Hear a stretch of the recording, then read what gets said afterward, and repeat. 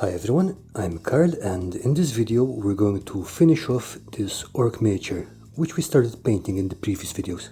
This time we're going to paint up the metal parts and add in the finer details. Since I have been asked about it a few times, I'm also going to give you some simple tips about how to stabilize your hands while you're painting later on in the video. But first, let's get the metals finished. There are many ways to paint metal. The simplest is to use a metallic paint. Go over all of the metal and drop some dark wash over it. Then dry brush with a lighter metallic. This is super straightforward and you should be able to do this on your own, so we will not go over it here. If you want a slightly more intricate effect, you can layer and blend metallics, just like you do with regular paints. If you followed the previous video, then you have already seen how this works. What I'm going to do is just use regular grey paints to paint the metal. Two reasons for this. First, I prefer the way the end result looks, as it looks a bit more like an illustration. Second, it will be easier to see what I'm doing if I use regular paints, as metallics will be shinier on camera. When you're painting, just use dark metallics where I use dark grey and light metallics where I use light grey. Whichever technique I use, before I paint any metal on, I like to go over all the metal areas again with black. This way I can cover any splashes of color I got on these areas, so they don't leave any undertones. Make sure you get all the metal areas, including any studs or other tiny details. Now, depending on what kind of miniature you're painting, you will want to use higher or lower contrast.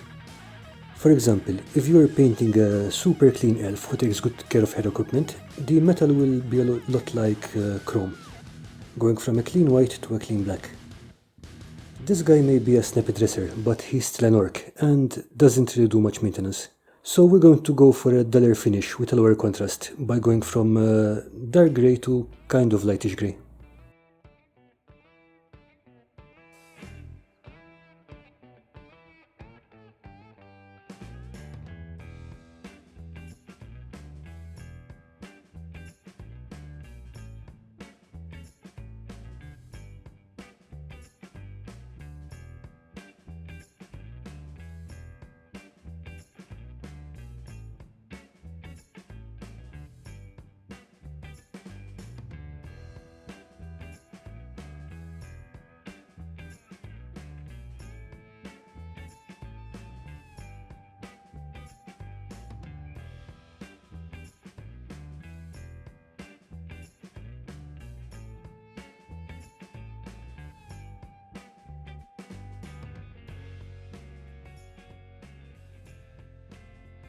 For most part, we're really just following the volumes of the model and blending in the layers like we did with every other part of the model. There are only a couple of places we need to tackle differently. For the male, we're going to use the same colors, but apply them via dry brushing. Load up your brush with paint and get rid of most of it on a paper towel or a piece of card. Then move your brush across the surface very lightly. It should only just nick the highest detail. Repeat this a few times to build up the layers of highlight.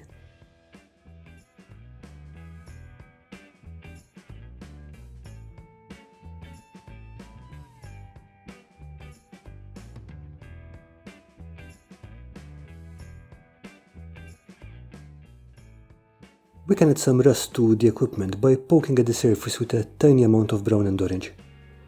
You could also use brown washes to do this. To make the blade look sharp, we're going to give it an edge highlight. The easiest way to do this is just using the side of a flat brush and minimal pressure. In this case it did not work very well because of the sculpt of the blade, which is very thick. So I went back and re-established the highlight instead. If you have used metallic paints, now is the time to change your paint water and clean your brushes. Metallic paints contain flecks of reflective material that give them their metallic look. These flecks transfer to the water, and if they get into a regular paint, it will make your miniature sparkle like Edward F. Cullen from Twilight. No miniature deserves that. Right, with metallics out of the way, it's time to finish up the eyes and mouth. First off, we're going to drop some black ink into the mouth and eye sockets to darken them up. You want to keep your hands steady here, so let's take a look at that. First, keep both your hands relaxed. As soon as you tense up, you're going to start twitching and lose a lot of fine control. Grip both the miniature and the paintbrush lightly. Again, if you tighten your grip, you're going to start shaking. The miniature handle really helps here, as it lets you take a firm but light grip, and to maneuver the miniature into more comfortable positions.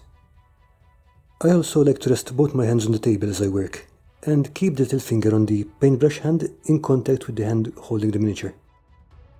This additional point of contact provides a lot of added stability. Finally, notice how I'm holding the paintbrush really close to the bristles. Ideally, when painting detail, you want to move the brush using only your fingertips, rather than your wrist. This lets you make really tiny movements. Once the ink dries, you can drop some white into the ice, and build up the sultry tooth with browns. As I was painting this, I started to think that this work really looked out like Jack Palance, but that's probably just my imagination. At this stage, the paint I'm using is slightly less diluted than usual, but the most important thing is that there is no excess water in the brush. This lets you drop paint very precisely on your miniature, with little risk of runoff. To build up the color of the eye, just repeat with orange, red and yellow, just adding smaller drops as you go.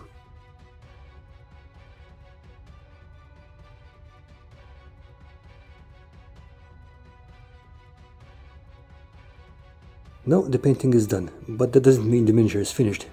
If you're going to use the miniature for gaming, you really want to add some sealer, otherwise the paint will get rubbed off real fast.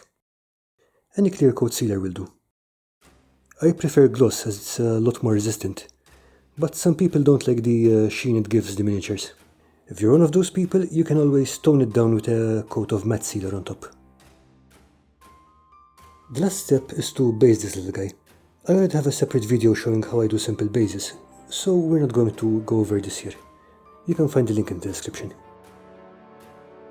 And that's a wrap. The paint job isn't perfect, and there are a few color choices I might make differently if I had to do this again. But I think this is perfectly fine for tabletop use. When I compare it to the one I painted almost 30 years ago, I like to think there's a little improvement, even though I took a 20-year break in between. I hope you found these videos useful and maybe picked up some ideas along the way. If you still have any questions or have any suggestions, please leave me a comment. Any advice is always appreciated. Thank you for watching and good luck with your painting.